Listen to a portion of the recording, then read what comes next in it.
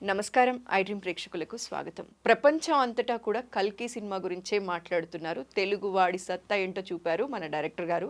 అయితే కల్కి సినిమా చూసిన తరువాత మహాభారతం గురించి తెలుసుకునే వారి సంఖ్య పెరిగిందనే చెప్పాలి. అశ్వత్థాముడు గురించి, కర్ణుడు గురించి, అర్జునుడు గురించి మళ్ళీ తెలుసుకునే ప్రయత్నం చేస్తున్నారు ఇప్పటి యువతరం.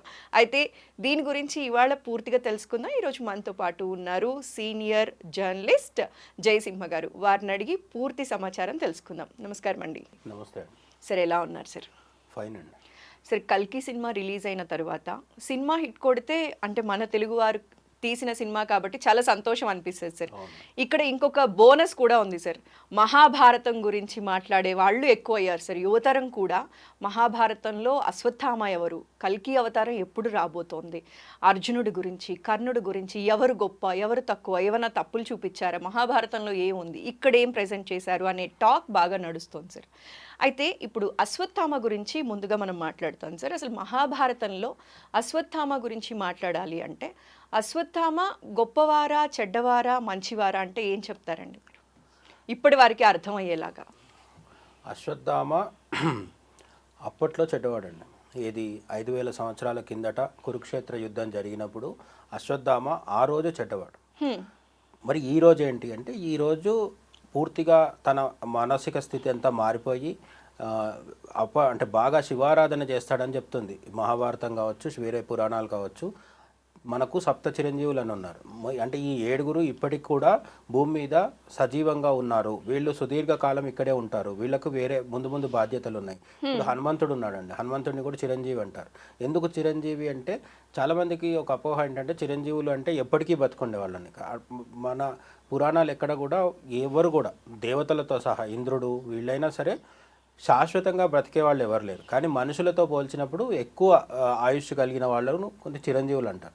అట్లా మరి ఇప్పుడు ఒక హనుమంతుడు ఉన్నారు. ఆయన ఎప్పుడో త్రేతాయుగంలో రాముడి కాలంలో రాముడికి బంటుగా ఉండి రామదూతగా వ్యవహరించాడు. ఆ తర్వాత ద్వాపరం అయిపోయింది, కలియుగం వచ్చేసింది. ఇప్పుడు కూడా ఆయన సాధనలో ఉన్నాడు. అయితే ఎందుకు ఉన్నాడంటే ఈ కల్పాంతంలో అంటే మనకు చతుర్ముఖ బ్రహ్మ ఎవరైతే ఉన్నారో ఆయనకి కూడా ఒక ఆయుష్ అనేది ఉంటుంది. అది అయిపోయిన తర్వాత ఆయన తన దేహాన్ని వదిలేసి మోక్షాన్ని పొందుతాడు. అంటే విష్ణువులో ఐక్యమైపోతాడని చెప్తాడు. ఎందుకంటే బ్రహ్మ వచ్చేది విష్ణుమూర్తి నాభిలోంచి వస్తాడు కాబట్టి మళ్ళీ విష్ణుమూర్తిలో ఐక్యమైపోతాడు బ్రహ్మ. మరి అప్పుడు ఇంకో కల్పం మొదలైనప్పుడు అప్పుడు సృష్టి ఎవరు చేయాలి అంటే హనుమంతుడు చేస్తాడు. ఇప్పుడు హనుమంతుడు సాధన చేస్తున్నది, రామనామం జపిస్తూ ఉన్నది ఎందుకంటే రాబోయే బ్రహ్మ. అందుకని హనుమంతుడి పేర్లలో భవిష్యత్ బ్రహ్మ అనే ఒక పేరు కూడా ఉందన్నమాట. అంటే రాబోయే కల్పానికి. ఆ విధంగా విభీషణుడు, హనుమంతుడు, కృపాచార్యుడు, అశ్వత్థామ, పరశురాముడు, బలి వీళ్ళందరినీ కూడా చిరంజీవులు అంటారు. వాళ్ళల్లో ఇప్పుడు మనకు ఎక్కువ చర్చ జరుగుతుంది ఏంటంటే కల్కి రిలీజ్ తర్వాత అశ్వత్థామ గురించి జరుగుతుంది. కల్కి మూవీలో అశ్వత్థామ లాంటి పాత్రని, అశ్వత్థామ ప్రేరణగా తీసుకున్న పాత్రని ఏదైతే ఉందో ఆ పాత్రని వేసింది మన అమితాబ్ బచ్చన్ గారు. అద్భుతంగా నటించారు. నిజానికి కథకి కూడా అది చాలా కీలకమైన పాత్ర. అంటే సినిమాలో హీరో ప్రభాస్, అది అందరూ ఒప్పుకునేదే. బికాస్ ప్రభాస్ గురించే మన చాలామంది థియేటర్కి వెళ్తారు. కానీ ఒకసారి స్టోరీలోకి ఎంటర్ అయిన తర్వాత అమితాబ్ బచ్చన్ పాత్ర ఇది అంటే ప్రభావం ఎక్కువ ఉంటుంది సినిమా మీద. అంటే సినిమాలో అంటే అట్లీస్ట్ మనకు సినిమా కల్కి చివరి దాకా వచ్చిన తర్వాత అర్థమైంది ఏంటంటే కంటిన్యూటీ ఉంది అని తెలిసిపోతుంది మనకి. అంటే నెక్స్ట్ సీక్వెల్ రాబోతుంది అని కూడా మనకు డైరెక్టర్ నాగశ్విన్ కన్వే చేస్తారు. అంటే స్టోరీ ఎండ్ చేసే పద్ధతి చూస్తే మనకు అర్థమైపోతుంది. సో ఫస్ట్ పార్ట్లో మాత్రం ఖచ్చితంగా అశ్వత్థామ పాత్రలో అమితాబ్ బచ్చన్దే కీలక రూపమైన రోల్.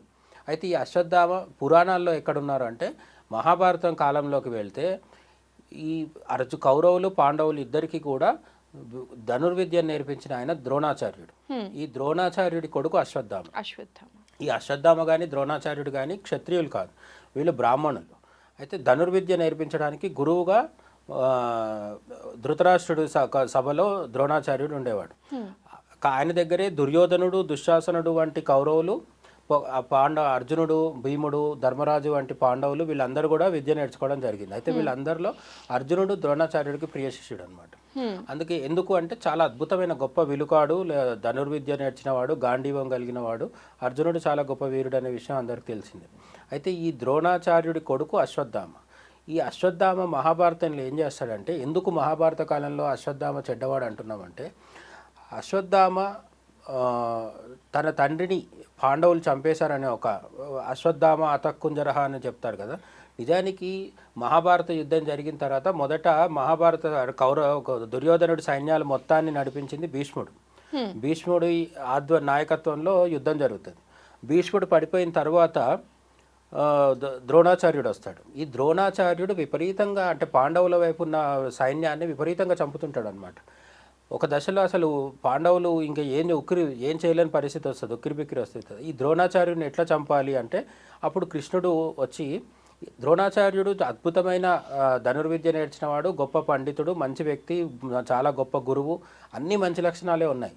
అయినా కూడా ద్రోణాచార్యుడిని అర్జునుడి చేత చంపిస్తాడు కృష్ణుడు. ఎందుకు అంటే మనం మహాభారతం మొత్తంలో గుర్తుపెట్టుకోవాల్సింది ఏంటంటే భీష్ముడైనా, ద్రోణుడైనా, కర్ణుడైనా, ఎవరైనా సరే, ఎంత గొప్పవాళ్ళైనా సరే అధర్మం వైపు ఉంటే చావు తప్పదు. ఇది కృష్ణుడు నిరూపించదలుచుకుంది. అందుకని భీష్ముడు అంతటి వాడు. భీష్ముడు మనం రోజు చదువుకునే విష్ణు సహస్రనామాలు చెప్పిందే భీష్ముడు. అంటే విష్ణుమూర్తికి అంత గొప్ప భక్తుడు. అయినా సరే భీష్ముడిని ఎందుకు బాణం వేసి కొట్టాల్సి వచ్చింది అంటే అధర్మం వైపు ఉన్నాడు. ఎంత మంచి వాళ్ళైనా సరే అధర్మం వైపు నిలబడుకుంటే అది ఎవరికైనా వర్తిస్తుంది. భీష్ముడు కావచ్చు, ద్రోణుడు కావచ్చు, కర్ణుడు కావచ్చు. సో ఇప్పుడు ఆ ద్రోణాచార్యుడిని ఏం చేస్తారంటే అశ్వత్థామ అతక్కుంజరహ అని ధర్మరాజు చేత అనిపిస్తారు. అశ్వత్థామ అనే పేరు కలిగిన ఒక ఏనుగు చచ్చిపోయింది అని ధర్మరాజు చెప్తాడు. కానీ ద్రోణాచార్యుడు ఒక శపథం ఏం చేస్తాడంటే అశ్వత్థామ చనిపోయాడని తెలిసిన మరుక్షణం నేను ధనుర్సును వదిలేస్తానని చెప్తాడనమాట. అదే ఆయన శపథం, అది ఆయన కొడుకు మీద అంత ప్రేమ. కానీ అక్కడ ధర్మరాజు ఏం చేస్తాడు, కృష్ణుడు చెప్పడం వల్ల అశ్వత్థామ అతః కుంజరహ అని మెల్లగా అంటాడు. కుంజరం అంటే ఏనుగు. ఈ ఏనుగు అనే శబ్దాన్ని లో వాయిస్లో అని అశ్వత్థామ అతః అని పెద్దగా అంటాడు. అంటే ద్రోణాచార్యుడికి ఏం వినిపిస్తుంది, ఆ యుద్ధరంగంలో అశ్వత్థామ చనిపోయాడు అనుకుంటాడు. ధర్మరాజు చెప్పింది ఏంటి, అశ్వత్థామ అని ఏనుగు చనిపోయాడు. ఆ ఏనుగు అనేది లో వాల్యూమ్లో చెప్తాడు. చెప్పడం వల్ల ద్రోణాచార్యుడు తన కొడుకే చనిపోయాడనే దుఃఖానికి లోనై ధనుస్సును వదిలేసి అక్కడే కూర్చొని కళ్ళు మూసుకొని ధ్యానంలోకి వెళ్ళిపోతాడు. వెళ్ళిపోయిన తర్వాత దృష్టద్యుమ్నుడి కొడుకుంటాడు. అతను పుట్టిందే ఈయనను చంపడానికి అనమాట. ఈ ద్రోణాచార్యుడు ఎవరి చేతిలో చనిపోడు కాబట్టి ఈయనను చంపడానికి ఒకడు పుడతాడు. ఆ పుట్టిన వ్యక్తి వచ్చి తల నరికేస్తాడు కత్తితో. ద్రోణాచార్యుడు అట్లా చచ్చిపోతాడు. అశ్వత్థామకి అది మనసులో ఉంటుంది, తన తండ్రిని మోసపూరితంగా చంపారు. మోసపూరితంగా చంపారు అనేది కొంతవరకు నిజమే. కానీ ఎందుకు చేయాల్సి వచ్చింది, ద్రోణాచార్యుడు దుర్యోధనుడి వైపు ఉండడం వల్ల చేయాల్సి వచ్చింది. ఎంత గొప్పవాడైనా చెడు వైపు ఉంటే చంపాల్సిందే అనేది కృష్ణుడు భారతంలో చూపించే విషయం అనమాట. నెక్స్ట్ అశ్వత్థామకి ఇంకొక సమస్య ఏంటంటే అశ్వత్థామ చాలా గొప్ప వీరుడు. అయితే యుద్ధం జరుగుతున్నంత కాలం కూడా ఈ దుర్యోధనుడు ఎవరైతే ఉన్నారో, దుర్యోధనుడు తన సైన్యాధ్యక్షుడిగా ఫస్ట్ భీష్ముడిని, తర్వాత ద్రోణుడిని, తర్వాత కర్ణుడిని పెడతాడు తప్ప ఈ అశ్వత్థామాన్ని నమ్మడు. ఎందుకు అంటే దుర్యోధనుడికి అనుమానం. దుర్యోధనుడు స్వతసిద్ధంగా అంటే అసలు మహాభారతంలో విలన్ అంటే దుర్యోధనుడు, వాడికి లేని అవలక్షణాలు లేవు. సో అందులో భాగంగా ఎవరిని నమ్మకపోవడం అని కూడా ఒక సమస్య ఉంది. ఆ నమ్మకపోవడంలో భాగంగా అశ్వత్థామని నమ్మడు. దానివల్ల అశ్వత్థామకి ఎప్పుడు అదొక వెలితుంటుంది. తన రాజు ఎవరైతే ఉన్నాడో దుర్యోధనుడు, అతని ముందర నేను తను ఏదో ప్రూవ్ చేసుకోలేకపోయాననే తపన ఉంటుంది. అది కాస్త లాస్ట్కు కర్ణుడు కూడా చనిపోయిన తర్వాత భీముడి చేతిలో దుర్యోధనుడు బాగా గాయాల పాలై పడి ఉన్నప్పుడు, ఇంకా చావుకు సిద్ధంగా ఉన్నప్పుడు అశ్వత్థామని పిలిచి అశ్వత్థామ వచ్చి అడుగుతాడు, ఇప్పుడు నాకు సైన్యాధ్యక్ష పదవి అంటే ఇప్పుడు నాకు అధికారం ఇవ్వు, నేను పోయి అంటే పాండవులందరినీ చంపేసి వస్తాను అంటాడు. సరే పో అని చెప్పి చెప్తాడు. అంటే అశ్వత్థామ ఇది చూడండి, మొత్తం అయిపోయింది. కర్ణుడు పోయినాడు, భీష్ముడు, ద్రోణుడు, వీరులు అందరూ పోయారు. బతికున్న దుర్యోధనుడు కూడా ఇంకా చావడానికి సిద్ధంగా ఉన్నాడు. పూర్తి గాయాలు అయిపోయి తొడల మీద కొడతాడు భీముడు. కొట్టిన తర్వాత అసలు లేచి నడవలేని స్థితిలో పడి ఉంటాడు అక్కడ.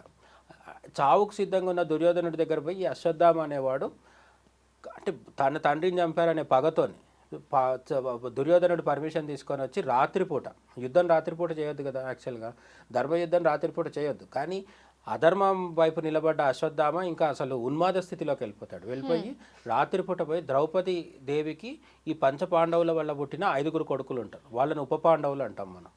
ఈ ద్రౌపది దేవికి ధర్మరాజు, భీముడు, అర్జునుడు, నకులుడు, సహదేవుడు వల్ల పుట్టిన 5 కొడుకులు ఎవరైతే ఉన్నారో వాళ్ళు అప్పుడు ఇంకా యంగ్ ఉంటారు అనమాట. అంటే వాళ్ళు పెద్దవాళ్ళు కాదు, యవ్వనంలో ఉన్నారు, అప్పుడప్పుడే టీనేజ్లోకి వచ్చిన వాళ్ళు ఉంటారు. వాళ్ళు పడుకొని ఉండి నిద్రపోతున్నప్పుడు వాళ్ళకి అసలు ఒంటి మీద అంటే యుద్ధం చేయడానికి వాళ్ళు సిద్ధంగా లేనప్పుడు ఈ అశ్వత్థామ వచ్చి వాళ్ళని పరమ కిరాతకంగా చంపేస్తాడు. వాళ్ళతో పాటు ఇంకా చాలామందిని చంపుతాడు, పాండవుల పక్షంలో ఉన్న వాళ్ళందరినీ చంపి ఆ విధమైన అధర్మ యుద్ధం చేసి బయట వచ్చిన తర్వాత అర్జునుడు భీముడు అంటారనమాట, అశ్వత్థామని మేము చంపుతామని చెప్పి వాళ్ళు ఆవేశాంతితో రగిలిపోతారు. ఎందుకంటే వాళ్ళ పిల్లలను చంపాడు కాబట్టి, యుద్ధంలో చంపలేదు, వాడు పడుకొని ఉన్నప్పుడు చంపాడు కాబట్టి రగిలిపోతే అప్పుడు కూడా ద్రౌపది దేవే చెప్తుంది పాపం. ఎందుకంటే అసలు నిజానికి మహాభారతం మొత్తంలో ఒక గొప్ప వ్యక్తి ఎవరన్నా ఉన్నారంటే ఇద్దరు కృష్ణులు. ఒక కృష్ణుడు ఎవరు మనకు అందరికి తెలిసిన శ్రీకృష్ణుడు. ఇంకొక కృష్ణ అంటే ఎవరంటే ద్రౌపది పేరు యాక్చువల్గా కృష్ణ. ద్రుపదరాజు కుమార్తె కాబట్టి మనం ద్రౌపది అంటున్నాం, అది ఆమె పేరు కాదు యాక్చువల్గా. ద్రుపదరాజు కుమార్తె కాబట్టి ద్రౌపది అయింది. ఆమెకు అసలు పేరు ఏంటంటే కృష్ణ. ఆమె పేరు కూడా కృష్ణని, ఎందుకంటే నల్లగా ఉంటుంది. అంటే నల్లగా అంటే ఇక్కడ మనం ఈ కాలంలో ఫీల్ అయ్యే నలుపు అని కాదు, ఒక నీలమేఘశ్యాముడు అంటాం కదా కృష్ణుడిని, ఆ విధంగా ఒకటి చాలా గొప్ప సౌందర్య రాశి ద్రౌపది, కానీ నల్లగా ఉంటుంది. సో ఆమె ఆ వర్ణానికి సంబంధించి కృష్ణ అనే పేరు పెట్టారనమాట. ఈ కృష్ణుడు ఆ కృష్ణ వీళ్ళిద్దరే మహాభారతం నడిపింది. కాబట్టి ఆమె ఒకవేళ ఆ రోజు కానీ వద్దని చెప్పుంటే అశ్వత్థామ గురించి మనం ఈరోజు మాట్లాడుకునే వాళ్ళం కాదు, ఎందుకంటే అర్జునుడి చేతిలో చచ్చిపోయేవాడు. ఆమె ఎందుకు వద్దంటదంటే చంపిన పిల్లలు మళ్ళీ తిరిగి రారు, చచ్చిపోయిన పిల్లలు తిరిగి రారు. పోనీ అంటే అతను ఎవరో వేరే శత్రుపక్షంలో ఉన్నవాడు కాదు, గురువు కుమారుడు, ద్రోణాచార్యుడు కుమారుడు, రెండవది బ్రాహ్మణుడు, కాబట్టి వదిలేసే అని చెప్తుంది అనమాట. ద్రౌపది వదిలేసిన తర్వాత వీడు బాగుపడాలి కదా. ఎంత దుర్మార్గుడు అంటే ఇప్పుడు పాండవులకి ద్రౌపదికి పుట్టిన పిల్లలందరూ చనిపోయారు. ధర్మరాజు రాజు అవుతాడు. ధర్మరాజు తర్వాత రాజ్యాన్ని రాజ్యాన్ని తీసుకోవాలి అంటే రాజ్యాధికారం ఎవరికి రావాలి? ధర్మరాజు కొడుకులు ఎవరికన్నా రావాలి కదా, లేరు, అందరు చనిపోయారు. ధర్మరాజు కొడుకులు లేరు. అర్జునుడికి సుభద్రకి సాక్షాత్తు శ్రీకృష్ణుడి చెల్లెలు, ఆమెకి అర్జునుడికి పుట్టిన అంటే శ్రీకృష్ణుడి మేనల్లుడు ఎవరైతే ఉన్నారో అతను సుభద్ర అర్జునుల కొడుకు ఎవరైతున్నారో అభిమన్యుడు కూడా యుద్ధంలో చనిపోయాడు కదా. భీముడి కొడుకు ఘటోత్కచుడు, భీముడి కొడుకు కూడా చనిపోయాడు కదా. ఈ విధంగా పాండవులకి వేరే భార్యల ద్వారా పుట్టిన పిల్లలు కానీ ద్రౌపది ద్వారా పుట్టిన పిల్లలు కానీ ఎవరు లేకపోవడంతో కురువంశంలో మళ్ళీ సమస్య ఏమొస్తుంది అంటే ధర్మరాజు తర్వాత రాజు ఎవరవ్వాలనే సమస్య వస్తుంది.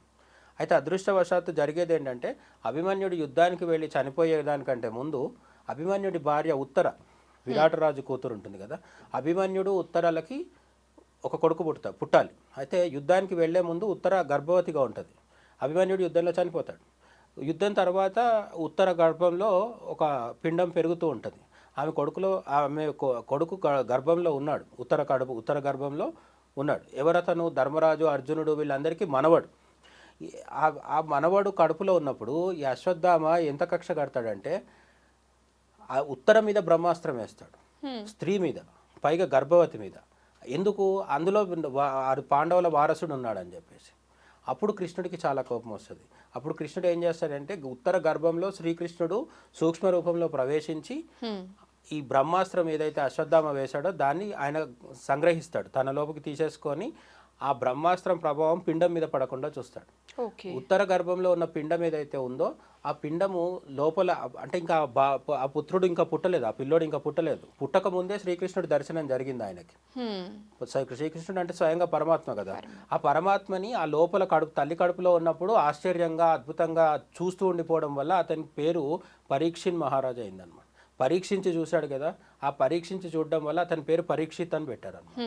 ఉత్తర గర్భంలోంచి మొత్తానికి శ్రీకృష్ణుడి దయతో పరీక్షిత్ పుడతాడు. పుట్టిన తర్వాత ధర్మరాజు వారసుడిగా హస్తినాపుర సామ్రాజ్యాన్ని ఈ పరీక్షిత్ మహారాజు అధిరోహిస్తాడు, సింహాసనాన్ని అధిరోహిస్తాడు. కలియుగంలో మొట్టమొదటి మహారాజు ఎవరంటే పరీక్షిత్ మహారాజు అనమాట.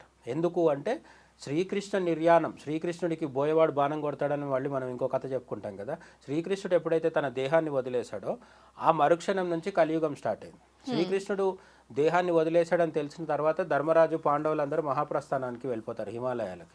వెళ్ళిపోయిన తర్వాత ధర్మరాజు స్థానంలో అతన్ని సింహాసనాన్ని అధిష్ఠించిన వాడు పరీక్షిత్ మహారాజు. అతను ఉత్తర అభిమన్యుల కొడుకు. ఆయన కలియుగంలో మొదటి మహారాజు అనమాట. ఇప్పుడు ఈ అశ్వత్థామ చేసిన పని ఏంటి అంటే ఉప పాండవుల్ని, ద్రౌపదీదేవి 5 పుత్రుల్ని చంపడం కాకుండా ఈ అభిమన్యుడి కొడుకు పరీక్షిత్ మహారాజు రాజు అవుతాడని తెలిసి అతన్ని గర్భంలోనే అంతం చేయాలని కూడా ప్రయత్నం చేశాడు. ఇవన్నీ చూసిన శ్రీకృష్ణుడు సాధారణంగా మహాభారతం మొత్తం కానీ భాగవతం కానీ చూస్తే శ్రీకృష్ణుడు ఎప్పుడు ఎవరికి శపించాడు. శ్రీకృష్ణుడిని కుంతిదేవి శపిస్తుంది, వాళ్ళు అందరు ఉంటారు. ఎవరు శపించినా సంతోషంగా స్వీకరించి ఆయన భరిస్తాడు కూడా. ఎందుకంటే ఆయన స్థితప్రజ్ఞుడు, యోగి. భగవద్గీతలో చెప్పిన యోగికి ఉండే లక్షణాలన్నీ శ్రీకృష్ణుడు తనలో చూపిస్తాడు. కానీ ఈ ఒక్కసారి మాత్రం ఆగ్రహానికి లోనవుతాడు. లోనయ్యి నువ్వు అసలు ఇంత దారుణంగా పాండవుల మీద కక్ష కట్టావు కదా, కాబట్టి నీకు అసలు మరణం అంటూ ఉండదు, సుదీర్ఘకాలం ఈ భూమి మీద ఇట్లానే ఉంటావు ఒంటరిగా. నీతో పాటు పుట్టిన వాళ్ళు అందరూ పోతారు, ఎవరు ఉండరు, నువ్వు ఒక్కడివే ఒంటరిగా ఉండాలి. అట్లాంటి ఒక దుర్భరమైన జీవితం. అట్లనే నీ శరీరం మొత్తము చీము నెక్తురుతో కుళ్ళిపోయి కుష్ఠవ్యాధి గ్రస్తులు ఎట్లుంటారో ఆ విధంగా శరీరం అంతా పాడైపోయి చూడ్డానికే జుగుప్సాకరంగా ఉండి నువ్వు ఎవరి ముందుకు వెళ్ళలేని స్థితిలో ఉండి ఈ భూమి మీద ఇట్లా పడి ఉండు అని చెప్తారనమాట. తర్వాత శ్రీకృష్ణుడు శపిస్తాడు అశ్వత్థామని. కానీ తర్వాత అంటే కథ కొంచెం ముందు నడిచిన తర్వాత శ్రీకృష్ణుడు ఆ కోపం తగ్గిన తర్వాత ఏం చెప్తాడంటే, సరే 3000 సంవత్సరాల పాటు నీకు ఈ దుర్భరమైన జీవితం ఉంటుంది. కలియుగం మొదలైనాక 3000 సంవత్సరాలు. ఈ 3000 సంవత్సరాల తర్వాత నీకు మళ్ళీ అద్భుతమైన మంచి శరీర ఛాయతో కలిగిన మంచి శరీరం వస్తుంది. ఆ శరీరం వచ్చిన తర్వాత నువ్వు రోజు శివారాధన చేస్తూ అట్లా భూమి మీద ఉండాలి. నీకు ఈ శాపం నుంచి ఎప్పుడు విముక్తి కలుగుతుంది అంటే ఈ కలియుగాంతంలో కలి వస్తాడు. కల్కి అవతారంలో నేనే వస్తాను. అంటే శ్రీకృష్ణుడే విష్ణుమూర్తి కాబట్టి విష్ణుమూర్తి కల్కి అవతారంలో భూమి మీదకి వచ్చినప్పుడు ఈ అశ్వత్థామ అతనికి మార్గదర్శిగా ఉండాలన్నమాట. అతనికి ఏం చేయాలి ఏం చేయొద్దు ఇవన్నీ అంటే గైడెన్స్ అది ఇవ్వడం కోసం నువ్వు అప్పటిదాకా ఉండి కల్కికి సహాయము సహకారం అందించి కల్కిని సేవించుకున్న తర్వాత అప్పుడు నీకు మోక్షం కలుగుతుంది అని చెప్తారనమాట. ఓకే. అయితే ఇక్కడ సినిమా దగ్గరకు వస్తే అశ్వత్థామ శరీరము చూడ్డానికి బాగుండదు అనే విషయాన్ని డైరెక్టర్ బాగానే పట్టుకున్నారు. చిన్న సమస్య ఏంటంటే అది 3000 సంవత్సరాలతో అయిపోయింది. మనం 5000 సంవత్సరాల చివరిలోన. ఇప్పుడు మనం కలియుగం మొదలయ్యి మన హిందూ పంచాంగాలు తీసుకొని చూస్తే ఉగాది రోజు చెప్తారు 5125వ సంవత్సరం జరిగింది, కలియుగం నుంచి మొదలైన శకం అని చెప్తారు అనమాట. సో కళ్యాది అని చెప్తారు. కలి మొదలైన తర్వాత మనకి ఇప్పటి వరకు 5100 సంవత్సరాల తర్వాత మనం ఇంకా కంటిన్యూయేషన్లో ఉన్నాం. అంటే 5100 నుంచి 200 వైపు వెళ్తున్నాం మనం. అయితే ఇప్పుడు మూవీలో చూపించినట్టుగా 6000 సంవత్సరం అప్పుడు కల్కి అవతారం అనేది జరగబోతోంది, కల్కి జన్మిస్తారు, కలియుగం అంతం కాబోతోంది అంటున్నారు కదండి. అంటే కల్కి అవతారం ఎప్పుడు ఆవిర్భవిస్తుంది అండ్ కలియుగం అంతం ఎప్పుడు అనేది పురాణాల్లో ఏమన్నా ప్రస్తావించుంటే ఎప్పుడు అనేది చెప్పారండి. సినిమాలో చూపించింది కరెక్టేనా? ఇది కూడా అంటే ఈ 6000 సంవత్సరం అనేది పురాణాల్లో దాదాపుగా మనకి ఎక్కడ కనిపించదు. కలియుగం మొదలైన తర్వాత 6000 సంవత్సరాల్లో జరగబోయే గొప్ప సంఘటనలు అంటూ ఏం లేవు. ఎందుకంటే మనకి మన కాలగణన ప్రకారం పురాణాలు చెప్తున్న దాని ప్రకారం అంటే ఒక్కొక్కరు దాన్ని ఒక్కొక్కలాగా ఇంటర్ప్రిట్ చేస్తుంటారు. కొంతమంది లక్షల్లో సంవత్సరాల్లో ఉండదు, అది అక్కడ వాళ్ళు పాడిన పదాలకు అర్థం వేరు, ఇట్లాంటివి చెప్తున్నారు. కానీ సాధారణంగా ఎక్కువ మంది పండితులు చెప్పేది ఏంటంటే మనకి కలియుగము 4 లక్షల పైన ఇంకొన్ని సంవత్సరాలు ఉంటుంది. దీనికంటే డబుల్ ద్వాపరయుగం ఉంటుంది, అంటే 8 లక్షల చిల్లర.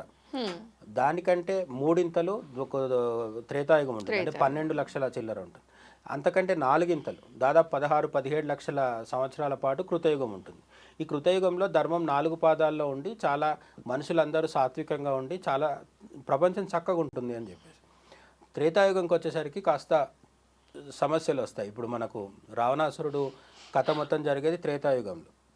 అలాగే ద్వాపరయుగంకి వచ్చేసరికి కౌరవులు పాండవులు గొడవపడ్డం, ఇక్కడ ఇంకొంచెం ధర్మం దిగజారుతుంది. కలియుగంకి వచ్చేసరికి ఏంటంటే పూర్తిగా దిగజారిపోతుంది. అయితే కలియుగంలో మళ్ళీ 4 పాదాలు ఉంటాయి.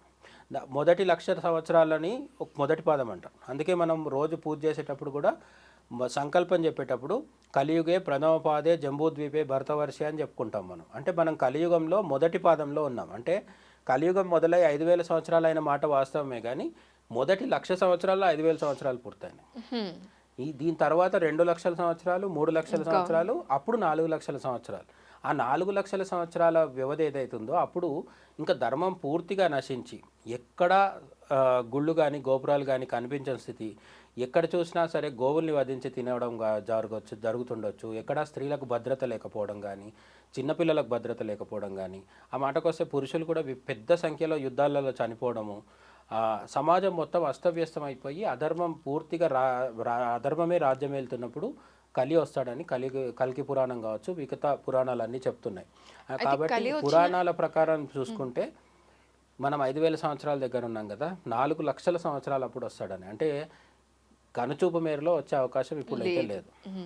అయితే కల్కి అవతరించిన ఎన్ని సంవత్సరాలకి ఈ యుగాంతం అనేది జరుగుతుందండి?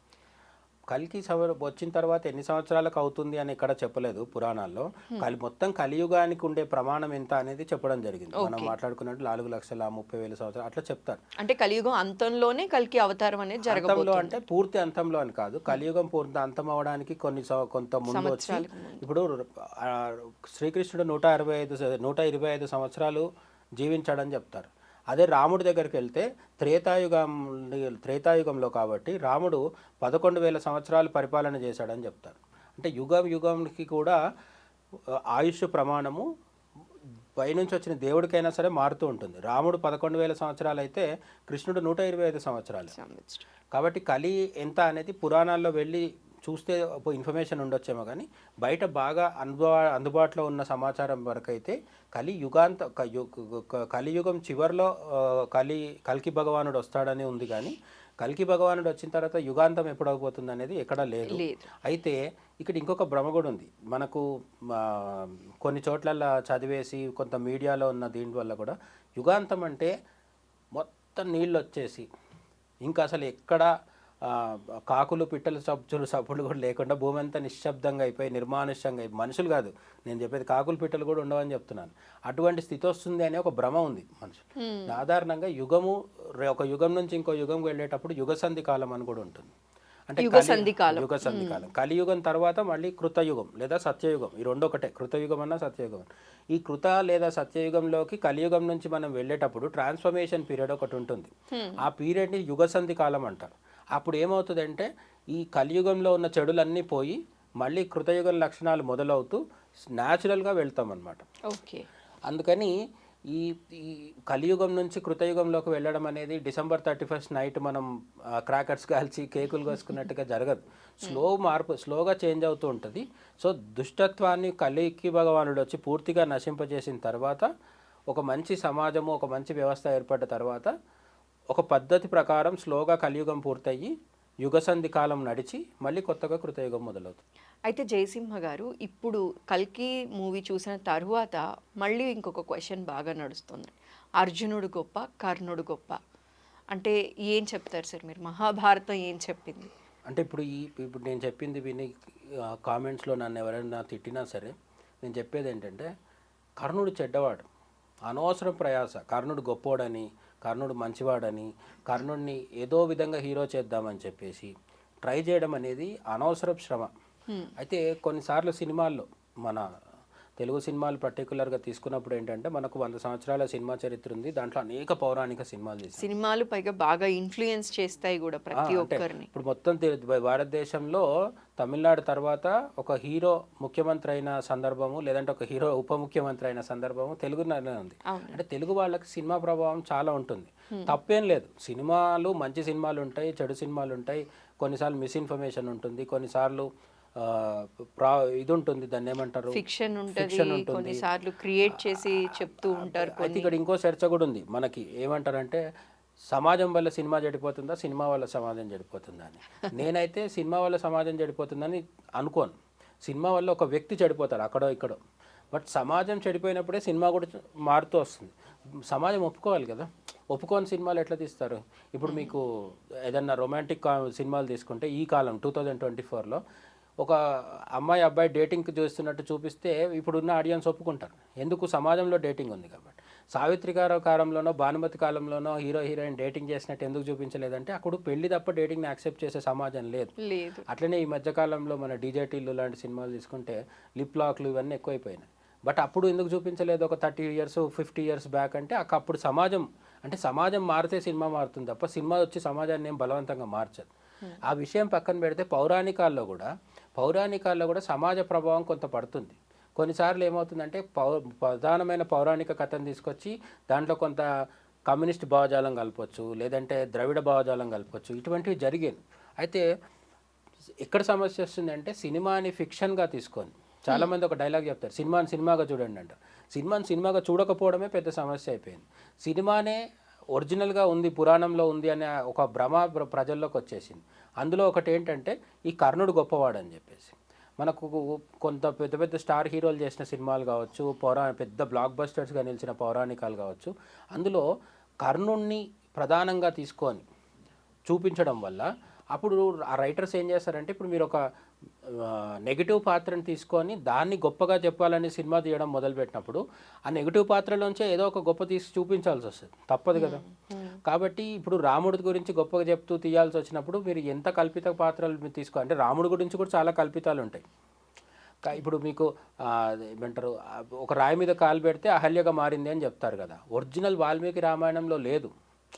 అసలు అక్కడ ఆశ్రమంలో ఈయన వెళ్ళి కాలు పెట్టగానే ఆమెకు రూపం వచ్చింది అని చెప్తారు. అంటే ఆ పక్కన ఆమె అప్పటిదాకా నిరాకారంగా ఉన్న అహల్యాదేవి ఆకారంలోకి వస్తుంది, అంతే తప్ప ఈ రాయి ఇదంతా లేదు. ఈ రాయిని తర్వాత వాళ్ళు సృష్టించారనమాట. పైగా అహల్య ఎవరు అంటే గౌతముడి భార్య, అంటే ఆమె గురుపత్ని. రాముడికి అహల్య కాళ్ళు మొక్కిందని మన సినిమాల్లో చూపిస్తున్నారు. నిజంగా జరిగింది వాల్మీకి రామాయణంలో ఏంటి, రాముడు అహల్యాదేవి కాళ్ళు మొక్కాడు. ఈ విధంగా మార్పు జరిగినప్పుడు రాముడి దగ్గర జరిగితే నష్టం లేదు, ఎందుకంటే రాముడు మంచి పాత్ర కాబట్టి పెద్దగా విమర్శలు రావు. ఎప్పుడైతే కర్ణుణ్ణి, దుర్యోధనుణ్ణి, ఇటువంటి పాత్రల్ని గొప్పవాళ్ళగా చూపించాలి, రావణాసురుణ్ణి చూపించాలనుకున్నప్పుడు దాన్ని వ్యతిరేకించే వాళ్ళు కూడా కొందరు ఉంటారు. ఎందుకు అంటే ఒరిజినల్గా మహాభారత రామాయణాల్లో అవి లేవు కాబట్టి. కర్ణుడి గురించి కూడా మహాభారతం తీసుకున్నప్పుడు కర్ణుడి కంటే అర్జునుడు గొప్ప. అంటే ఇప్పుడు మనం కల్కి సినిమాలో కూడా కృష్ణుడి పాత్ర చేత అర్జునుడి కంటే కృష్ణుడు గొప్పవాడని అర్థం వచ్చేలాగా ఒక సన్నివేశం ఉంది అని బయట మాట్లాడుకుంటున్నారు చాలామంది. డైరెక్టర్ ఉద్దేశం ఏదైనా అయి ఉండొచ్చు, వాళ్ళకి అర్జునుడిని తక్కువ చేసి చూపించాల్సిన ఉద్దేశం లేకపోయి ఉండొచ్చు. కానీ కొన్నిసార్లు జనాలు అర్థం చేసుకోవడం వేరేగా ఉంటుంది. అంటే ఇప్పుడు సైకాలజీలో ఏం చెప్తారంటే, ఒక బిల్డింగ్కి ఒక కిటికీ ఉందనుకోండి, ఆ కిటికీలోంచి ఒకరు వచ్చి తొంగి చూస్తే ఒకరికి ఎదురుగున్న గ్రీన్ కలర్ చెట్లు కనిపించవచ్చు, ఇంకొకరికి కింద కనిపించే మురికాలు కనిపించవచ్చు. ఏం చూస్తాం అనేది మన మీద ఆధారపడి ఉంటుంది. సో సినిమాలో కూడా ఏంటంటే డైరెక్టర్ ఏ ఉద్దేశంతోనే ఏదో తీస్తారు, బట్ వీళ్ళు అర్థం చేసుకోవడంలో కూడా కొన్నిసార్లు పొరపాట్లు ఉంటాయి. అట్లనే ప్రేక్షకులని దృష్టిలో పెట్టుకొని చాలా జాగ్రత్తగా తీయాల్సిన సినిమాలు కూడా ఉంటాయి. మీరు ఎప్పుడైతే ఇప్పుడు మీరు మార్వెల్ సినిమాటిక్ యూనివర్స్ తీసుకుంటే, మన ఇంగ్లీష్ సినిమాలు సూపర్ మ్యాన్, స్పైడర్ మ్యాన్ అని తీస్తారు వాళ్ళకి ఇబ్బంది లేదు. ఎందుకు అంటే సూపర్ మ్యాన్, స్పైడర్ మ్యాన్ అనేవాడు ఒక టోటల్లీ సృష్టింపబడ్డవాడు. కెప్టెన్ అమెరికా అయినా సరే, ఇటువంటివన్నీ కల్పిత పాత్రలు ఉన్నప్పుడు మీకు ఇష్టానుసారం తీసుకోవచ్చు. మీరు ఎప్పుడైతే హీరో పాత్రకి కర్ణుడిని ప్రేరణగా తీసుకున్నామని చెప్పి ఆ తర్వాత అర్జునుడి కంటే గొప్పవాడు అన్నారనుకోండి, వెంటనే రియాక్షన్ కూడా వస్తుంది. అదే రియాక్షన్ ఇప్పుడు ప్రస్తుతం జరుగుతుంది. అయితే కర్ణుడు గొప్పవాడా, అర్జునుడు గొప్పవాడా అంటే నిస్సందేహంగా అర్జునుడు గొప్పవాడు. ఎందుకు అంటే కర్ణుడు కూడా గొప్ప వీరుడు, బాణాలు బాగా వేయగలుగుతాడు, అతిరథుడు, మహారథుడు అని చెప్తుంటారు. అయితే ఎంత గొప్పగా విద్య ఉన్నప్పటికీ వ్యక్తిత్వం ప్రధానం అనేది మన భారతదేశంలో ఎప్పుడు నమ్మే విషయం. యాక్చువల్లీ ఇక్కడ కల్కి మూవీలో కూడా ఎలా చూపించారు అంటే అతన్ని సెల్ఫిష్ గానే చూపించారు, చెడు వైపు నిలబడినట్టే చూపించారు కర్ణుడిని. అయితే అర్జునుడిని చూపించినప్పుడు ఎందుకో తెలియదు కానీ ఈ క్వశ్చన్ బాగా ఇప్పుడు వస్తోందనమాట, కర్ణుడు గొప్ప, అర్జునుడు గొప్ప అనేది.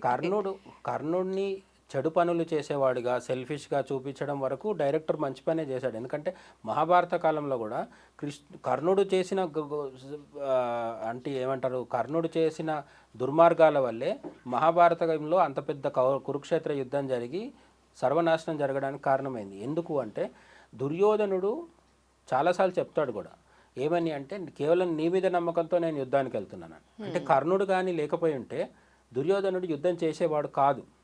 పైగా కర్ణుడు ప్రతి మాటికి చెప్తుంటాడు, నీకెందుకు, నేను ఉన్నాను కదా పద అంటాడు యుద్ధానికి. కానీ కర్ణుడికి సరైన సమయంలో అస్త్రాలు గుర్తు రాకుండా శాపాలు ఉంటాయి. అతనికి దగ్గర అస్త్రం ఉన్నా కూడా ఆ అస్త్రం వేయడానికి కావాల్సిన మంత్రం ఉంటుంది. మామూలుగా మన వాళ్ళు ఏమనుకుంటారంటే సినిమాలు చూసి అస్త్రం అంటే కూడా ఒక బాణము, దాంతో వేసేస్తారు అనుకుంటారు. రెండోది, ద్రౌపదికి అవమానం జరిగింది కూడా కర్ణుడి వల్లే. ఆ దుర్యోధనుడికి లేని ఆలోచన కల్పించింది కర్ణుడు. ద్రౌపదిని వివస్త్రం చేసి ఆమె బట్టలు, ఆమె చీరలు లాగేసి అవమానించమని ప్రేరణ కలిగించి అతనికి ఆ ఆలోచన వచ్చేలాగా చేసింది కర్ణుడు. కాబట్టి కర్ణుడు ఏదో గొప్పవాడు, చాలా మంచి వ్యక్తిత్వం కలిగిన వాడు అనడానికి ఏం లేదు. దానం చేస్తాడు, దానం చేసినప్పుడు కూడా ఏంటి, ఇంద్రుడికి కవచకుండలాలు ఇస్తాడు. ఇచ్చినప్పుడు తను తిరిగి శక్తి ఆయుధం అని ఒకటి తీసుకుంటాడు. ఎందుకు అంటే ఏదో ఒక విధంగా అర్జునుడిని చంపడానికి. ఆ ఆయుధం శక్తి అర్జునుడి మీద వేస్తే అర్జునుడు చచ్చిపోతాడు. అర్జునుడు చనిపోతాడు. దానం ఇచ్చినప్పుడు తిరిగి ఇంకొకటి తీసుకుంటే అసలు దానమే కాదు అది, క్విడ్ ప్రోకో అంటారు. పొద్దు ఆ మోడర్న్ లాంగ్వేజ్లో చెప్పుకుంటే క్విడ్ ప్రోకో అది. నేను నీకు అది చేస్తాను, నువ్వు నాకు ఇది చేయమని చెప్పండి. ఇంద్రుడు వచ్చి కవచకుండలాలు అడిగాడు మారువేషంలో. ఆయన దగ్గర నుంచి శక్తి ఆయుధం తీసేసుకున్నాడు. సో ఇంద్రుడు కర్ణుడు చేసిన దానాలు కానీ, అతని వీరత్వం కానీ, ఇవన్నీ కూడా సెల్ఫిష్ మోటివ్తోని, పక్కవాడిని చెడగొట్టే ఉద్దేశంతో దుర్యోధనుడు తనకు రాజ్యం పోకుండా ఉండాలి, తనకున్న రాజ్యం పోకుండా ఉండాలనే ఒక తపనతోని, ఒక ఆదుర్దతోని, అభద్రతా భావంతో దుర్యోధనుడిని యుద్ధంలోకి దింపి దుర్యోధనుడి వంశం మొత్తం నాశనం అయ్యేటట్టు చేశాడు. తను కూడా స్వయంగా నాశనం అవడం జరిగింది. సో ఈ రీజన్ వల్లనే, అంటే ప్రేరేపించడం వల్లనే ద్రౌపది విషయంలో కర్ణుడు మహాపాపం చేశారని అంటూ ఉంటారు కదండి. ద్రౌపది విషయంలో ఏంటంటే మామూలుగా అందరూ ఏమనుకుంటారంటే ద్రౌపది వస్త్రాపహరణం ఎవరు చేయించారు? దుర్యోధనుడు. ఎవరు లాగారు చీరని, ఎవరు లాగారంటే దుశ్శాసనుడు. ఈ దుశ్శాసనుల పేర్లు చెప్తూ కొంతమంది ఉద్దేశపూర్వకంగా కర్ణుడిని పక్కన పెడుతున్నారు, కొంతమందికి ఏమో అసలు తెలియదు. కానీ మహాభారతంలో జరిగింది ఏంటంటే కర్ణుడు రకరకాల మాటల ద్వారా దుర్యోధనుడికి ఆ ఆలోచన కలిగిస్తాడు. ఏమని? ధర్మరాజు యొక్క భార్య ద్రౌపది. ఎప్పుడైతే ధర్మరాజు పందెంలో తనని తాను కోల్పోయాడో, ధర్మరాజు కౌరవులకు ఏమవుతాడు? దాసుడు అవుతాడు. దాసుడి భార్య కూడా దాసి అవుతుంది. దాసిని మనకి ఇష్టానుసారం వాడుకోవచ్చు అని చెప్తాడు కర్ణుడు. దుర్మార్గమైన మాటలు అన్నమాట. సో అంతేకాకుండా ద్రౌపదితో ఇంకో మాట అంటాడు. అంటే ఆమె చీర లాగమని చెప్పి దుశ్శాసనుడు లాగిన తర్వాత కృష్ణుడు కంటిన్యూగా ఆమెకు చీరను ప్రసాదించిన తర్వాత ఈ దుశ్శాసనుడు అలసిపోయి పడిపోతాడు. మనం కొంత సినిమాలో చూసిన సన్నివేశం ఉంటుంది, రియల్గా మహాభారతంలో అటు ఇటుగా ఉంటుంది. బట్ మొత్తానికైతే ద్రౌపదిని శ్రీకృష్ణుడు కాపాడుతాడు. కాపాడిన తర్వాత అప్పటికీ కర్ణుడి బుద్ధి మారదు. కర్ణుడు ఏమంటాడు అప్పుడు? నువ్వు ఇప్పుడు దాసివి కదా, మేము చెప్పినట్టు వినాలి. ఇక్కడున్న మమ్మల్లో దుర్యోధనుడు, కర్ణుడు, దుశ్శాసనుడు వీళ్ళున్నారు కదా, వాళ్ళల్లో ఎవరినైనా ఒకరిని ఆరో భర్తగా స్వీకరించు అని అవమానకరంగా మాట్లాడతాడు. పైగా ఆమెని ఫస్ట్ లాక్కొని రండి అంటే ఫస్ట్ ద్రౌపదిని తీసుకొని రమ్మని చెప్పి ఒక వేరే వ్యక్తిని పంపిస్తారు. ఆ పంపిస్తే ఆమె నేను రజస్వలగా ఉన్నాను రానని చెప్తాను. ఆమె మెన్సురేషన్లో ఉంటుంది, ఆమె చాలా ఇబ్బందికరమైన భౌతిక స్థితిలో ఉంటుంది, బ్లీడింగ్ జరుగుతున్న స్థితిలో. అటువంటి స్త్రీ మీద కూడా కరుణ చూపించకుండా లాక్కొని రా అని చెప్పింది కర్ణుడు. దుర్యోధనుడికి ఈ ఐడియాలు అన్నీ ఇచ్చింది కర్ణుడు. అంటే ద్రౌపది అవమానానికి 100% దుర్యోధనుడి కంటే కూడా కర్ణుడు కారణం. ఓకే, ఆమెని రకరకాలుగా ఇబ్బంది పెట్టినవాడు కర్ణుడు. పోనీ అంటే ద్రౌపదితోని ఇతనికి ఏమైనా నష్టం జరిగిందా జీవితంలో అంటే ఎప్పుడు ఏం జరగలేదు. కేవలం అసూయతోని, ద్వేషంతోని ఈ పనులన్నీ చేశాడు. అయితే మన కురుక్షేత్ర యుద్ధంలో కర్ణుడిని దగ్గరుండి కృష్ణుడు చంపించారు అని అంటారండి. అర్జునుడిని కాపాడి కర్ణుడిని చంపించారు. మెయిన్ రీజన్ ఏంటి? ఒక భారతంలోనే ఒక దగ్గర చెప్తారు ఏంటంటే, ఎక్కడ ధర్మం ఉంటుందో అక్కడ కృష్ణుడు ఉంటాడు, ఎక్కడ కృష్ణుడు ఉంటాడో అక్కడ విజయం ఉంటుంది అని చెప్తారు. అంటే ధర్మం ఉన్న చోటే విజయం ఉంటుంది. మీరు ప్రధానమైనది ధర్మం. ఇక్కడ మహాభారత యుద్ధం గమనిస్తే చనిపోయిన వాళ్ళల్లో మీకు భీష్ముడు ఉన్నాడు. అతను చెప్పిన విష్ణు సహస్రనామం మనం ఈరోజు కూడా చదువుకుంటున్నాం. విష్ణు సహస్రనామం చదివితే మనకు కూడా మోక్షం వస్తుంది, కోరికలు తీరుతాయని చెప్తున్నాం కదా. అంత గొప్ప భాగవతోత్తముడైన భీష్ముడు ఎందుకు అంపశయ మీద పడుకొని ఉండి చాలా రోజులు ఎదురు చూసి దుర్భరమైన జీవితం గడిపి లాస్ట్ నిమిషంలో అంటే శరీరానికి విపరీతమైన ఇబ్బంది కలుగుతుంటే అన్ని రోజులు బాణాల మీద పడుకొని ఉండి ఎందుకు దేహత్యాగం చేయాల్సి వచ్చింది? దుర్యోధనుడి పక్షాన ఉండి యుద్ధం చేయడం వల్ల భీష్ముడంతటి వాడికి కూడా భీష్ముడికి ఇచ్చామరణం ఉంది. అంటే ఆయన ఎప్పుడు కోరుకుంటే అప్పుడే చనిపోతారు. ఆయనని వేరే వాళ్ళు చంపలేరు. అయినప్పటికీ కూడా భీష్ముడు ఆ బాణాల మీద పడుకోనుండి ఏకాదశి వరకు ఎదురు చూసి తన మంచి కాలం వచ్చిన తర్వాత, ఉత్తరాయణ పుణ్యకాలం వచ్చిన తర్వాత ఆయన తన దేహాన్ని వదిలేశాడు. ఎందుకు ఆ ఒక్కొక్క రక్తం చుక్క కారుతుంటే బాణాల మీద పడుకొని ఆ ఇబ్బందిని, ఆ శరీర నొప్పిని ఎందుకు భరించాల్సి వచ్చింది అంటే, దుర్యోధనుడు ఆస్థానంలో ఉండి నిజానికి భీష్ముడు తాత, దుర్యోధనుడు మనవడు. అయినప్పటికీ కూడా దుర్యోధనుడు అనేవాడు అధర్మానికి ప్రతిరూపం. ఆ దుర్యోధనుడి పంచన చేరి అతనిచ్చిన డబ్బులతో, అతనిచ్చిన రాజసుఖాలతో, అతనిచ్చిన అన్నం తింటూ బతికాడు కాబట్టి ఆ అతని వల్ల వచ్చిన శరీరము, అతని వల్ల వచ్చిన రక్తమాంసాలు ఏవైతే ఉన్నాయో వాటిని కూడా భీష్ముడు వదిలించుకొని వెళ్ళాడు. భీష్ముడు చాలా బ్రహ్మజ్ఞాని కాబట్టి భీష్ముడు ఆ ఒక్కొక్క రక్త బొట్టు భూమి మీద వదలడం ద్వారా దుర్యోధనుడితో తనకున్న అనుభవ సంబంధాన్ని కూడా వదిలించుకొని మోక్షం పొందాడు అనమాట. అంత అధర్మం వైపు ఉంటే ఎవరమైనా సరే ప్రాయశ్చిత్తం చేసుకోవాల్సిందే, ఖచ్చితంగా మూల్యం చెల్లించుకోవాల్సిందే అనేది మనకు తెలుస్తుంది. భీష్ముడి తర్వాత ద్రోణుడికి అదే గతి పట్టింది. ఎందుకు? ఆయన అంత గొప్ప గురువు అయినప్పటికీ, అంత విలువిద్య నేర్చుకున్నప్పటికీ, జ్ఞాని అయినప్పటికీ అతను కూడా కురుక్షేత్రంలో చనిపోవాల్సి వచ్చింది. ఆ తర్వాత కర్ణుడు కూడా చాలా గొప్ప వీరుడు అని ఇప్పుడు బయట అందరు మాట్లాడుకుంటున్నారు కదా. కర్ణుడిని ఎందుకు అర్జునుడిలాగా కృష్ణుడు కాపాడలేదంటే ఒకే ఒక కారణం, అతను సూతపుత్రుడను కానీ, లేకపోతే సూర్యుడికి కుంతిదేవికి ఆమె పెళ్ళవక ముందు పుట్టాడను కానీ, కృష్ణుడికి ఇవేవీ లేవు. కృష్ణుడు ఒక దాసికి పుట్టిన విదురుడి ఇంట్లో పోయి భోజనం చేస్తాడు. కృష్ణుడికి కులభేదాలు, వర్ణభేదాలు ఏమీ లేవు. కృష్ణుడు అందరినీ చేస్తాడు. గోవుల్ని, జంతువుల్ని కూడా, నెమలిని కూడా ప్రేమిస్తాడు. కాబట్టి ఆయన అనుగ్రహానికి పాత్రులు అవ్వాలంటే అధర్మం వైపు నిలవకపోవడం ప్రధానం. అందుకే కర్ణుని పైన కృష్ణుడు అనుగ్రహించలేదు, అర్జునుడిని అనుగ్రహించాడు. ఎందుకు అంటే అర్జునుడు నిజానికి వీళ్ళిద్దరు నరనారాయణులు. కృష్ణుడు, అర్జునుడు అనేవాళ్ళు పూర్వజన్మలో నరనారాయణులు అనమాట. ఈ నరనారాయణులు అనేక జన్మలు ఎత్తుతూ కృష్ణార్జునులుగా కూడా జన్మించారు. అయితే ఒక రాక్షసుడు ఉంటాడు, సహస్ర కవచుడు అని చెప్పేసి. ఆ సహస్ర కవచుడిని వీళ్ళు చాలా తపస్సు చేసి వాడికి ఉన్న 999 కవచాల్ని ఛేదిస్తారు. ఎవరు? కృష్ణుడు, అర్జునుడు నరనారాయణులుగా ఉన్నప్పుడు ఒక కవచం మాత్రం మిగిలిపోతుంది. ఆ రాక్షసుడే మళ్ళీ కర్ణుడిగా పుట్టాడు అనమాట. సూర్యాంశతోని మళ్ళీ పుట్టాడు. అందుకు ఈయనకు పుట్టగానే కవచకుండలాలు ఉంటాయి. ఈ కవచకుండలాలని ఛేదించడానికి ఇంద్రుడి ద్వారా తీసుకొని అన్ని చేస్తారు. అయితే ఇప్పుడు కర్ణుడిని చంపడంలో కావచ్చు, ద్రోణాచార్యుడిని అశ్వత్థామ కుంజరహ అనడంలో కావచ్చు, ఇంకా ఉంది దుర్యోధనుడిని నడుము కింద భాగంలో కొట్టారు అని చెప్తాడు. భీముడికి కృష్ణుడే చెప్తాడు, వాడిని తొడల మీద కొడితే చచ్చిపోతాడు, మా మర్మాంగం మీద కొట్టు, జెనిటల్ ఆర్గన్స్ మీద అని చెప్తాడు. అట్లా కొట్టద్దు, యుద్ధంలో తప్పు అది ఎవరమైనా చెప్తాం. మరి ఎందుకు చేసిండు అంటే దుర్యోధనుడు అధర్మం వైపు ఉన్నాక ఇక వాడిని చంపడం ఏ పద్ధతిలో చంపినా తప్పులేదు అనేది కృష్ణుడు చెప్తాడు. ఇది చాలా ప్రధానం. రాముడి కాలానికి కృష్ణుడి కాలానికి ఉన్న తేడా అదే. రాముడు ఎంతటి రాక్షసుడినైనా ధర్మబద్ధంగానే చంపుతాను. కృష్ణుడు ఏం చెప్తాడంటే వాడు అధర్మంలో ఉన్నాడు, వాడిని చంపకపోతే ఇంకా ఎక్కువ నష్టం జరుగుతుంది. కాబట్టి అప్పుడు ధర్మానికి నుంచి కొంచెం పక్కకు వచ్చి కూడా వాడిని చంపడంలో తప్పు లేదని చెప్తాడు. అందుకే దుర్యోధనుడిని కావచ్చు, కర్ణుడిని కావచ్చు, వీళ్ళని శ్రీకృష్ణుడు దగ్గరుండి చంపించాల్సి వచ్చింది. మరి అర్జునుడిని ఎందుకు చేశాడంటే మనకు ఒక చిన్న ఉదాహరణ, చిన్న తేడా చెప్తాను నేను. కర్ణుడు వ్యక్తిత్వం ఎట్లాంటిది అంటే ఈ ద్రౌపదీదేవి వస్త్రాపహరణానికి కారకుడయ్యి తన వ్యక్తిత్వం అంటే తనది ఎంత తక్కువ స్థాయి, అధమ స్థాయి వ్యక్తిత్వం అది ప్రదర్శించుకున్నాడు. అదే అర్జునుడు ఒకసారి స్వర్గానికి వెళ్తాడు సశరీరంగా.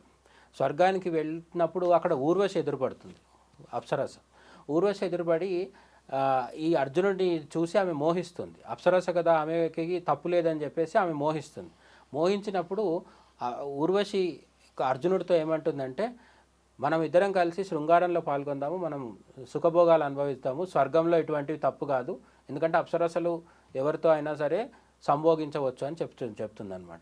కానీ అర్జునుడు ఏమంటాడంటే నువ్వు నాకు తండ్రితో సమానమైన ఇంద్రుడి సభలో ఉంటావు, ఇంద్రుడితో నీకు రొమాంటిక్ రిలేషన్ ఉంటుంది, కాబట్టి నువ్వు నాకు తల్లితో సమానము, నేను నిన్ను ఆ దృష్టితో చూడలేను అని చెప్తాడు. అప్పుడు ఆ ఊర్వశికి కోపం వచ్చి శపిస్తుంది అనమాట, నీకు నపుంసకత్వం వస్తుంది కాదని అని చెప్పి. అయినా సరే నీ ఇష్టము, నేను మాత్రం నా మాట తప్పను అంటాడు. అప్పుడు అంటే తను నమ్మిన దాన్ని కట్టుబడి ఉండి, ధర్మానికి కట్టుబడి ఉండి ఒక స్త్రీని గౌరవించి తన వ్యక్తిత్వం చాటుకున్నాడు కాబట్టి ఆ శాపం కూడా అతనికి వరమైంది.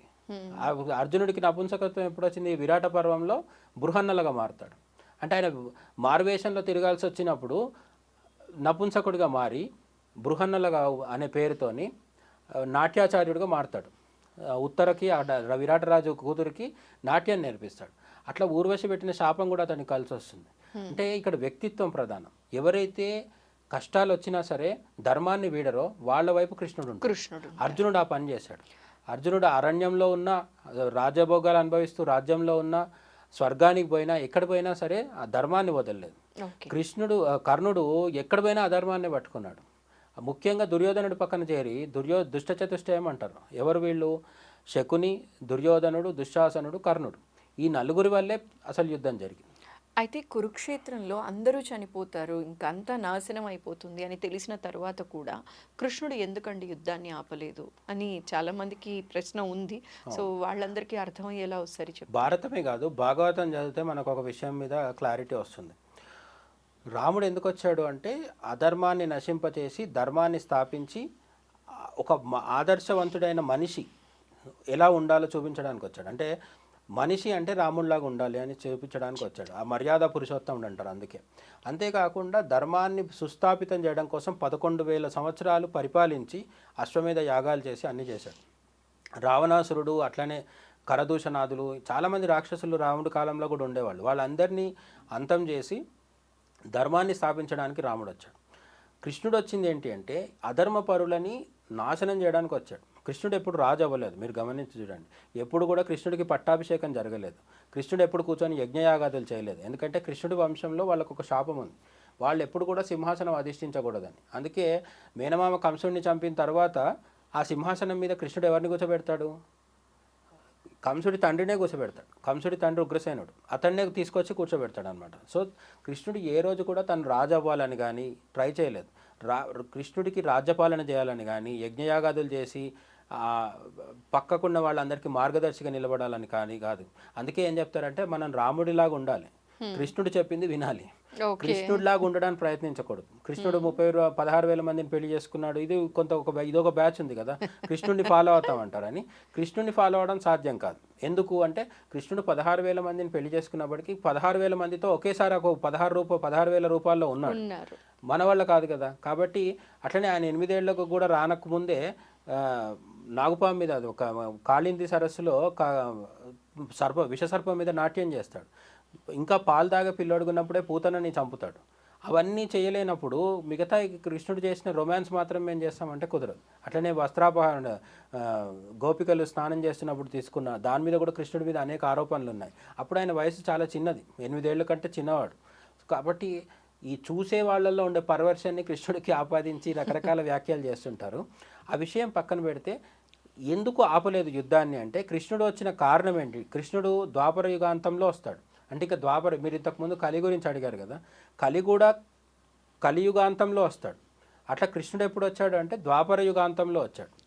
ఏ రోజైతే కృష్ణుడు తన 125 సంవత్సరాల జీవితాన్ని పూర్తి చేసి ఒక చెట్టు మీద కూర్చొని పిల్లన గ్రోవిన్ వాయిస్తున్నాడు, ఫ్లూట్ ప్లే చేస్తున్నప్పుడు అదేదో ఆయన కాలుని చూసి అది పక్షి అనుకొని ఆయన అరికాల్లోకి బాణం కొడతాడు ఒక బోయవాడు. ఆ కాలుకు బాణం కొట్టడంతో కృష్ణుడు ఆ చెట్టు మీద నుంచి కింద పడి తన దేహాన్ని వదిలేసి వెళ్ళిపోతాడు. అదే రాముడు, మీరు త్రేతాయుగంలో రాముడిని తీసుకుంటే ఆయనతో పాటు అయోధ్యవాసులు అందరికీ సరయూ నదిలో వెళ్ళి అంతర్హితం అయిపోయి మోక్షం పొందుతారు. రాముడు తన భక్తులందరికీ మోక్షాన్ని ప్రసాదిస్తాడు. కృష్ణుడి దగ్గరకు వచ్చేసరికి కృష్ణుడు ఎవరికి మోక్షానికి అర్హులో వాళ్లకు మోక్షం ప్రసాదిస్తాడు తప్ప తనతో పాటు ఉన్న అందరినీ తీసుకెళ్ళాడు. ఎందుకంటే కృష్ణుడు వచ్చేటప్పటికి ద్వాపర యుగంలో అధర్మం విపరీతంగా పెరిగిపోయింది. ఆ అధర్మ పరులందరినీ ఒకే పెద్ద ఎత్తున అసలు అంటే అవతారాలు 2 రకాలుగా ఉంటాయి. దత్తాత్రేయుడు, ఇటువంటి అవతారాలు కూడా. దత్తాత్రేయుడు కూడా విష్ణుమూర్తి. ఈ దత్తాత్రేయుడు లాంటి అవతారాలు ఏంటంటే జ్ఞానాన్ని బోధించి మనిషిని సక్రమ మార్గంలో తేవడం. ఎంత జ్ఞానం బోధించినా విననివాడు ఒకడు ఉంటాడు కదా, వాడిని అంతం చేయడానికి కృష్ణుడు లాంటి వాళ్ళు వస్తాడు. కృష్ణుడు వచ్చిన టార్గెటే ఏంటంటే ప్రతి చెడ్డవాడిని అంతం చేయడానికి వచ్చాడు.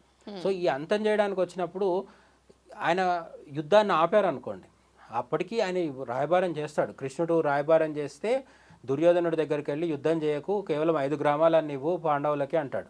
5 గ్రామాలు కూడా ఇవ్వడు. ఆ 5 గ్రామాలు దుర్యోధనుడు ఇవ్వకపోవడానికి కూడా కర్ణుడే కారణం.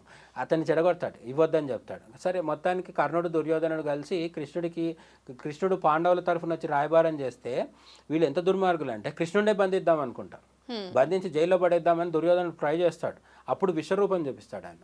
మన కురుక్షేత్రంలో అర్జునుడికి ఎట్లయితే చూపిస్తాడో అక్కడ కూడా విశ్వరూపం చూపిస్తాడు. ఆ విశ్వరూపం చూసి భయపడి కాళ్ళు చేతుల్లోనికి పడిపోతారు. వీళ్ళంతా కళ్ళు మూసుకొని పడిపోతారు.